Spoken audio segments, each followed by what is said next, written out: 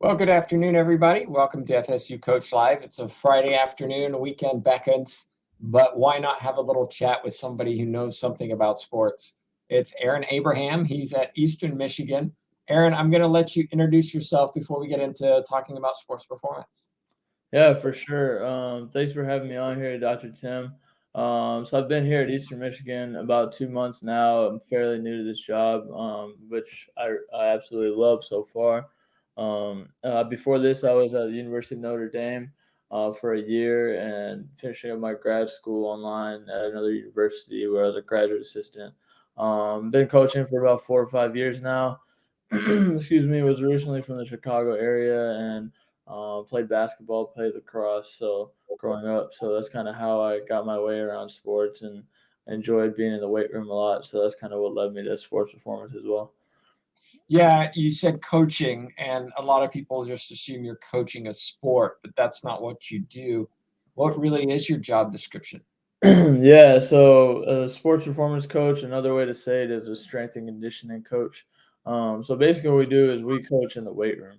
We're still referred to as a coach by the athletes, and basically what we do is we make the workout programs for them, and we make the workout programs for them. And basically, our job is to make them bigger, stronger, faster in relation to their sport, right? So, for example, if training a basketball player, my job as a coach is to make him the best physical basketball player as I possibly can, the most injury resilient. And then on the flip side of that, when they do get hurt, I do work with our sports medicine team to return them to play, things like that. And we're kind of branching out into some different sports science initiatives where we're tracking data, tracking how high they jump, their power, their force, and really trying to improve their skills as an athlete as well as on the court as well. Yeah, it's interesting because it's strength and conditioning is really big now. I mean, it's a big business. There's a lot of programs now with strength and conditioning coaches. A lot of the bigger programs have their own, kind of like you. Do you see that strength and conditioning is something that you can make a career of long term, or is this a situation where, oh, I'm young, I can do this for a few years on a limited budget, a limited salary, but really I need to get somewhere else in order to call this a career? No, I think 100, like maybe like 60 years ago, like in the 80s or something, or in the 70s, like that was probably the case where this wasn't a full time job. But the very first college strength coach was for the Nebraska Cornhuskers in the 60s, I believe, for their football team. His name was Boyd Epley, and he barely made any money, and his assistants didn't make any money. So back then, there wasn't a career yet. But now, like, you can't have a salary, you can't have benefits. Now, on the flip side of it, it's a very hard industry to get into and to make a high salary out of. A majority of people make maybe 35 to $55,000 a year, but then when you make to the top level teams, that's when you start making six figures and things like that. But in order to get to those places, you have to be in the game for a while. You have to know people. You have to know your stuff. So you definitely can make it into a career if you work your way up, but it's not going to happen overnight. This isn't something where like you just feel like being a strength coach one day so you can do it. Like there's a long process that goes into being a strength coach at a Division I college or even at the professional level. You have to invest a lot of time, almost like it's not like being a doctor, but like in terms of the education wise, like it almost takes 5 or 6 years for you before you get your first full time position. You said it's competitive. Is it just the sheer number of people who want to be a strength and conditioning coach? Yeah, so obviously there's personal trainers too, and there's a couple of different sectors we have in our field, which we call private sector, which is like in a personal private gym, college sector, team sector, which is like a college or a team. Then you have the pro sector, which is professional level. It is very competitive because when you talk about getting into sports, because there's only so many sports teams but everybody wants to work with sports. So there's a big supply of strength coaches, Excuse me, but there's not a big demand of strength coaches. So that's why you see a lot of strength coaches not getting paid much, but they still work these jobs and that are still very rare jobs. It is very competitive, yes. Yeah. How then does what's the secret? What's the secret to getting that job? I mean, Eastern Michigan is a good school. Right. Yeah, it's not, dare I say, FSU. Uh, Yeah. how do you get a job at Eastern Michigan over, the 50 others who applied? Yeah, that's very interesting. So there's a couple of check marks you have to check off, just like every career path. One, you have to get an education and get a certificate. So there's a very two very specific certificates. You can get either one. One is from the NSCA, National Strength and Conditioning Association. They have their certified strength and conditioning specialist certification, and they don't allow you to even sit for the test until know you're going to graduate or like a semester before you graduate college. The other one is the CSCCA. They also have it's the College Strength and Conditioning Coaches Association. They're also a nationally accredited certification. So once you get your degree, most of the time you should probably get a degree in like kinesiology, exercise science, something like that. They are going to make that like a requirement soon. Once you get your degree, get your certification, you also need a lot of experience. Even just to get like a graduate assistant position, you need tons of internship experience. I started interning when I was in college, probably 2 or 3 years in college. I interned at Eastern Illinois, where I went to undergrad, and then at another local private gym. I went back to my high school as well over the summer, one year in college to volunteer with them. And then after that, I did two professional internships. One, and they were both at like bigger schools. One was at Northwestern University, and the other one was at the University of Tennessee. And those were very big stepping stones for my career. They were unpaid, but once you, it's kind of unfortunate to say like this, but once you have that big name on your resume, even if you're just a volunteer, people will look at that once you check off those boxes. After that, I went and I was a graduate assistant strength coach at a Division II school. So that's going down a division, but it was a great experience. I think Dr. Tim, like the smaller school you go to, the less resources there is. So the more experience you get. I always tell people don't discredit the Division II level. Here I have two teams at Eastern Michigan and at Millersville. When I was a GA, I had like 7 or 8, and I had to assist with football. I had to assist with basketball. Went to basketball games, went to football games. I was always working.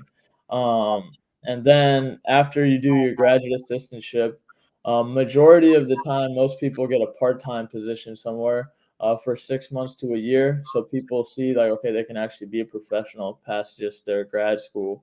That's what I did. So I went to the University of Notre Dame, which was kind of like a 1 year contract for me. And I basically was their all around assistant for all their sports in the weight room, except for football. So I was handling all Olympic sports. And then while I was there, I graduated from Millersville, like finished my courses online. And then I started interviewing for places. And a big thing that I did when I realized when I was at Millersville, the Division II level, was I got to build a lot of connections and I don't say network, I say connections because it's not like your network sounds like you're reaching out to people and asking them for things, but you should really try to be building relationships with people.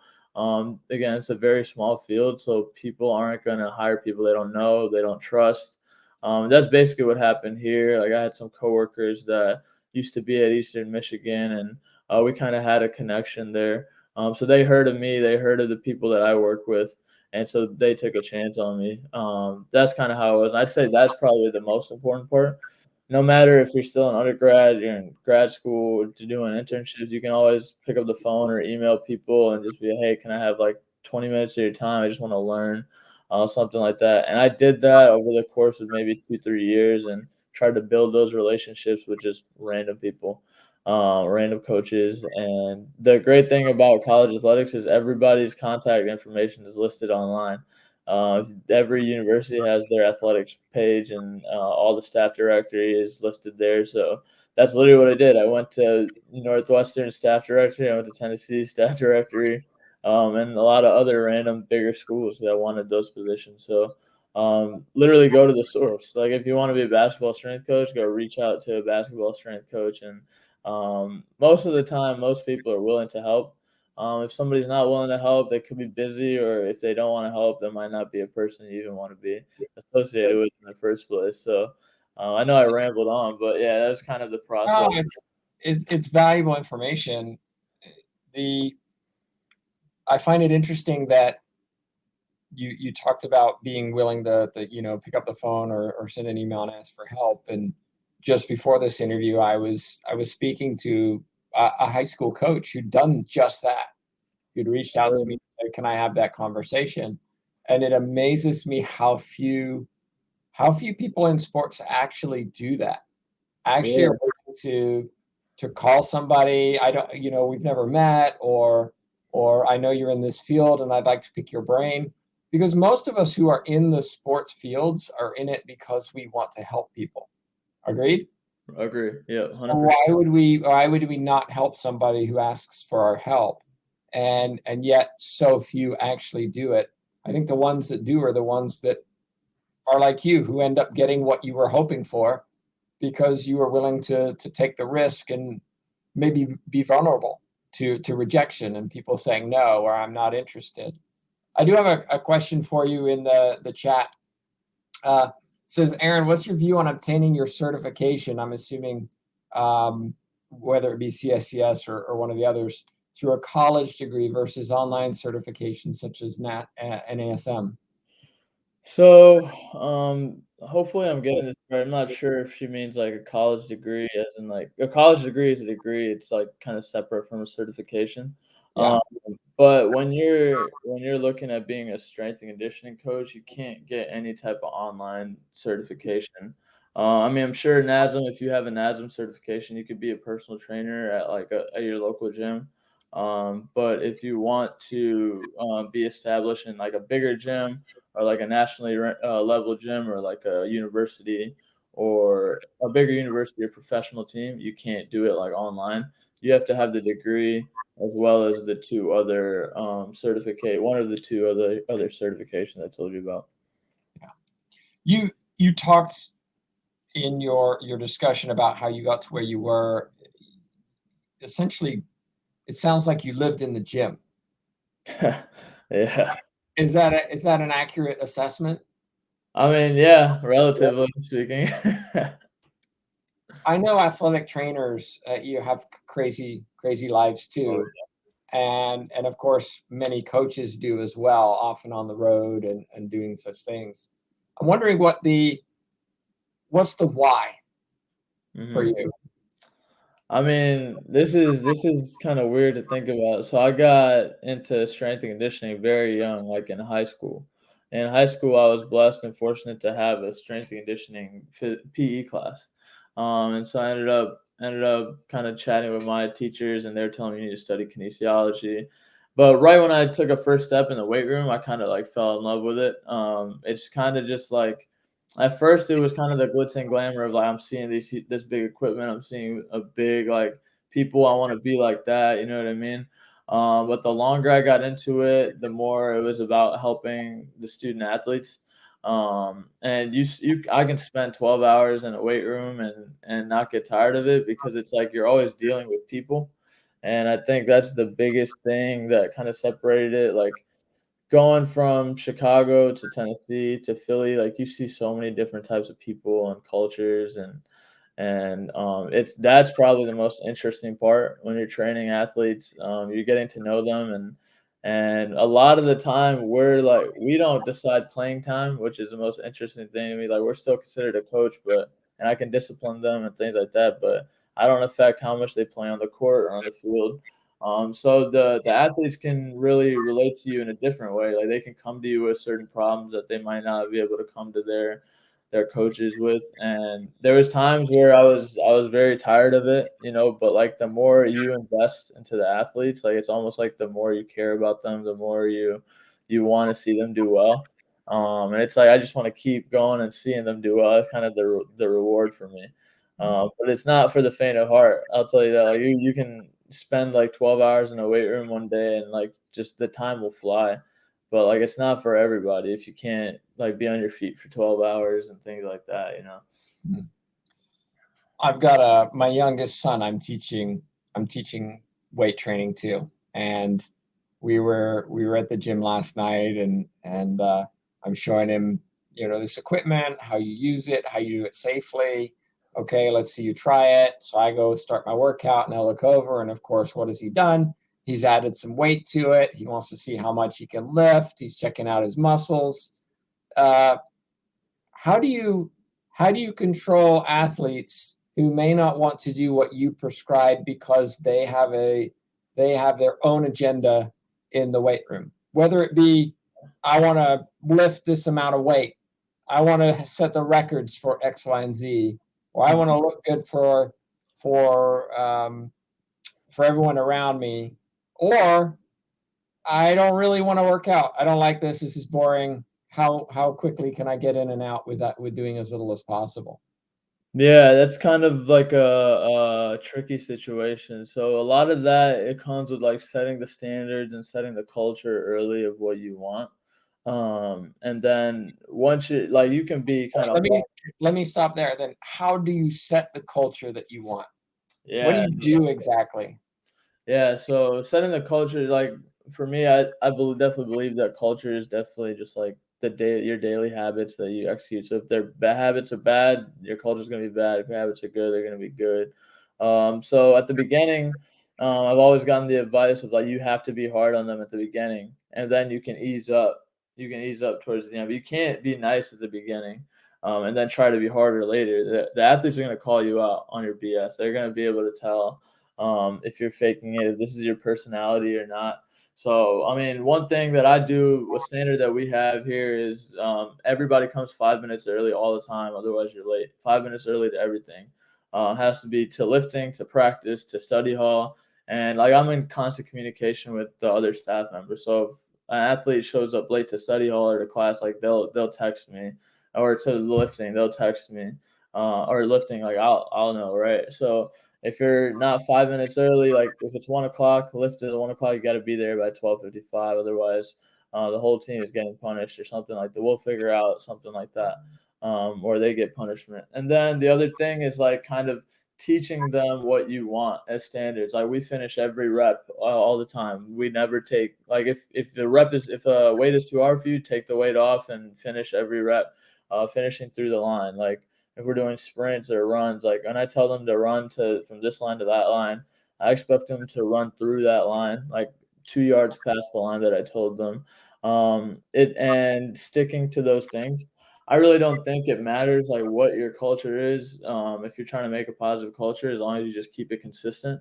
And so yeah, it's a lot of rules. It's a lot of rules. I'm gonna take a quote from. Have you ever read the book Extreme Ownership? No.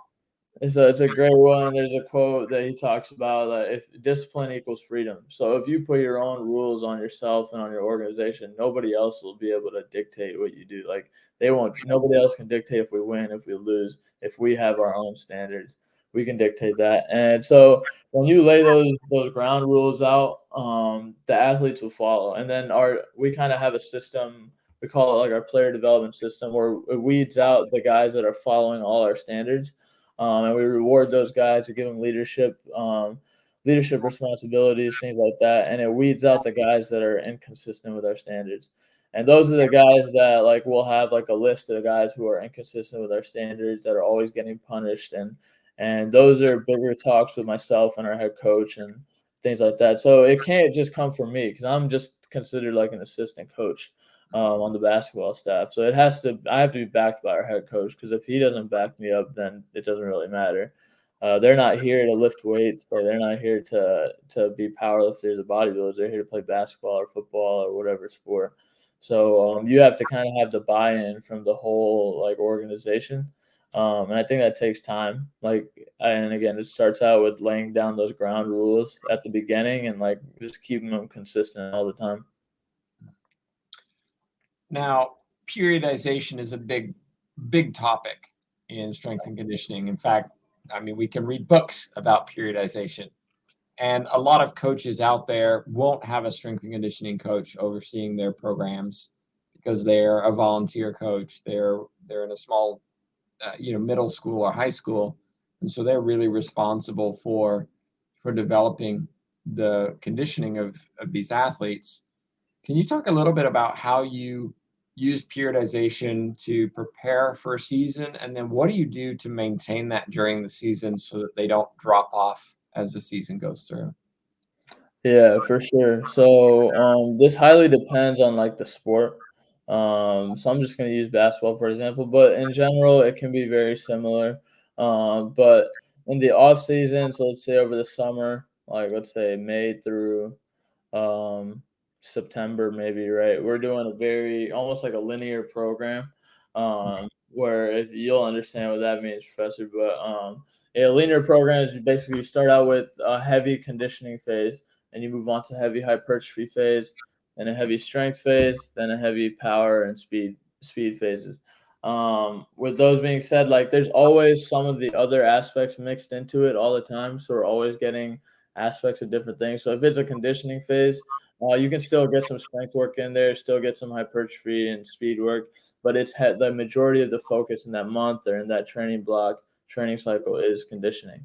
And then we move throughout that linear kind of model over the summer. And then once we hit in season, it's a little bit more of a mixed approach. So basketball season gets very hectic. Like you never really know like the ups and downs until you get the schedule and things like that. And even then, like in the game, you can't predict if it's going to go overtime or it's going to be a shorter game or longer game or whatever. So it's a very mixed approach. Every workout I do, like it always has some aspect of all the verticals in there. So I always start at the top with the speed or power movement, and then we go to strength movement, then hypertrophy, and if we do conditioning that day, we'll do conditioning at the end. And that's kind of going from high intensity to low intensity. So we do all our high intensity exercises first, because they take the most energy. And they need to be perfected like perfectly in order to get things done. So we don't want the guys being fatigued to do those highly technical movements. And then yeah, over the season, I sit down with the coaches and we kind of monitor like our loads, right? So if we're practicing one day and a game one day, so let's say if there's a game on Friday, we'll go like Monday, Tuesday will be low intensity, and then Wednesday, Thursday will be medium intensity lifts and practices, and then Friday the game will be the high intensity, and then Saturday we'll take a day off, and then we'll go low intensity, medium intensity, high intensity. We build it up almost like a I don't know, like a staircase every week, and we get a little bit of everything in, but it's mostly based on volume and intensity like that. So does that volume and intensity change based on how much time the player played? Because Yeah. you've got bench players who may not even see the court, and if you're giving them the same workout as the ones who were, playing 30 minutes, uh, Yep. you've got to differentiate that, right? Yeah, so what we do is, so we actually the guys that don't play, we'll do extra lifts with them on Okay. either on game day or something like that. And yeah, now we're gonna start using GPS trackers. Hopefully, we're starting to get that up and rolling. So that's gonna be really great, load monitoring and all that. Load monitoring is an interesting one. I'm curious what resources you have to monitor because every time you add more data, you have to analyze that data, understand that data to apply it. Is that something you're responsible for, or do you have assistants doing that? How does that work? Yeah, like I'll be the first one to say I'm not the biggest like tech savvy guy. I'm still kind of wrapping my head around everything. So like I said, we're gonna start using a resource called Connexon, which actually makes GPS units for indoor. GPS units like Catapult, like that's another company. They do a lot of outdoor stuff. Because GPS is like you can see outdoor, right? But Connexon is kind of the indoor version of that. So teams like volleyball, basketball will use those. So we're gonna start using that soon. And the way we basically use that is it tracks like your mileage, and every company has their own like version of like a player load, based on how many times they jump, they run, how far they run. They add it all up together, and they give us a player load. And so based off of that, we can dictate who has the highest player load, and obviously it's going to be the people that played more, and then the lower player loads, things like that. So that kind of gives us like an objective number instead of just guessing. Okay, these guys had low minutes, so let's just do a random workout.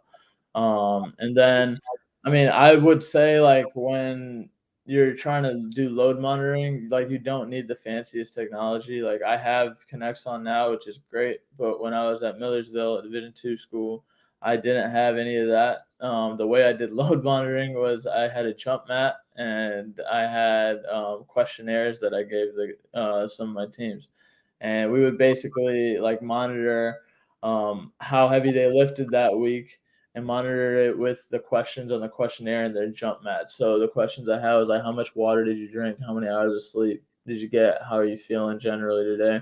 And based on those numbers, you can see how when they drink more water, things like that, like their deadlift number goes up or their sprint time goes down, their jump height goes up, things like that. So you don't need like Connexon if you don't have that many resources, but it is definitely a blessing to have like a company do it for us now for sure. Yeah. I'm wondering, thinking just in terms of your general roles and responsibilities, what's the hardest part of being a strength and conditioning coach?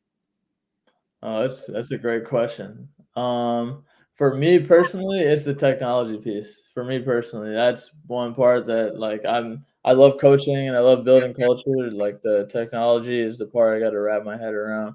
But I think generally speaking, it's probably the hours that we work. The smaller school you're at, again, like the more you have to do, so you might be on your feet for 10 to 12 hours a day. Sometimes just coaching teams back to back to back. But yeah, I think if you ask a lot of people, the masses will probably say that. What advice do you have for others in the profession and just coaches in general, based on your own experiences across all of these colleges, that you think is important for them to know, whether they're in strength and conditioning, coaching in general, or maybe thinking about kind of going into those fields?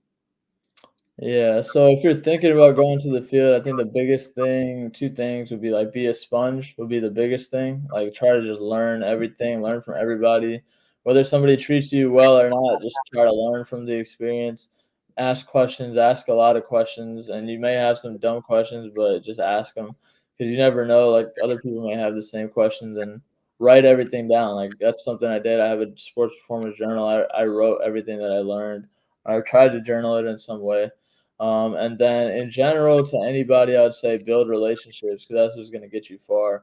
Again, it's a small field. There's not many people in it, so people are only going to hire people they know or they heard of and things like that, or they can trust. So like, pick up the phone, call people, make cold calls. Like, give yourself a goal. Like once a week, try to call somebody new or email somebody new, and then reconnect with them maybe 3 to 6 months later to build that relationship, and get to know them. Yeah, those are the two biggest things. Yeah, I think it's great advice. And I will clarify that when people say there are no dumb questions, there are. Okay, there are. Yeah. Last question then, if somebody wants to reach out and just connect with you, maybe build their own network, not network, right? Their Oh own. yeah, connections, whatever. You can call it whatever. What's the best way for them to do that? Yeah, you can reach out to me on Twitter, Instagram. On Twitter is at strength coach A, and then on Instagram it's at strength coach Abe. And then I also have a newsletter. It's in the link in both of my bios. Like if you guys want to read it, reply to it. That's also an easy way to reach out to me. And for those of you who are just listening on the podcast, Twitter is Strength Coach A, and Instagram is Strength Coach Abe, ABE at the end. Well, thank you so much for joining me, Abe. I appreciate your contributions, and of course, hope people do reach out. Just a reminder, everybody, we try to do these about once every week, once every 2 weeks. So be sure to subscribe wherever you're watching or listening. And of course, hey, we're always looking for new guests to contribute their knowledge and expertise. So reach out. But on behalf of myself, Tim Baggers, and of course, Aaron Abraham, thanks so much for watching. Thank you guys. Thank you for having me.